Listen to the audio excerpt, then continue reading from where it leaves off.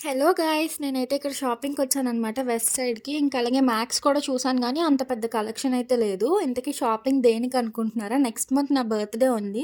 So, అందుకని నేను మొత్తం వైజాగ్‌లో మొత్తం కవర్ చేసేయాలి కదా! ఇంక ఏ డ్రెసెస్ ఎక్కడెక్కడున్నాయనేసి ఇంక నేను స్టార్ట్ చేశాననమాట ఇప్పటి నుంచే. ఇంకా ఇంటికి వెళ్ళేసరికి మా లక్కీ గాడికి డెంటిస్టిక్స్ తీసుకున్నాను. పప్పీస్ టీత్‌కి మంచిదంట. బాగా క్లీన్ అవుతదంట. మీరు కూడా ట్రై చేయండి. ఆ ప్యాకెట్‌లో 3 వస్తాయి. దాని కాస్ట్ వచ్చేసి అరౌండ్ 150 రూపీస్ ఉంటుందనమాట.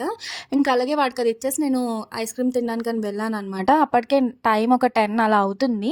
ఇంక ఇంటికొచ్చేసరికి చాలా లేట్ అయిపోయిందనమాట. ఇంకా ఐస్ క్రీమ్ గూడా అందరికి అంటిచ్చేసాను. అందరూ లైట్ కలర్ డ్రెసెస్ ఏసుకొనొచ్చారు. ఇంక ఇంటికొచ్చేసరికి ఆకలేస్తుందని మకానా చేసుకున్నాను. మకానా అయితే షుగర్ పేషెంట్స్ ఒక స్నాక్ ఐటెమ్ కింద కూడా తినొచ్చు. ఇప్పటి వరకు ఎవరెవరు తిన్నారో వాళ్ళందరూ కూడా లైక్ చేయండి.